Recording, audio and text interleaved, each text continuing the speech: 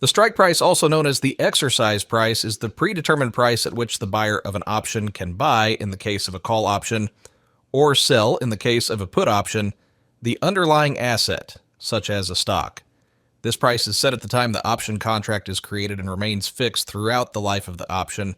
For example, if you buy a call option with a strike price of $50, you have the right to purchase the underlying stock at $50 per share, regardless of the stock's current market price. Similarly, if you buy a put option with a strike price of $50, you have the right to sell the underlying stock at $50 per share.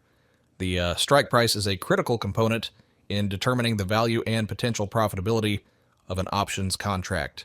It influences the decision-making process of whether to exercise the option based on the current market price of the underlying asset relative to the strike price. In summary, the strike price is the price at which the underlying asset can be bought or sold if the option is exercised.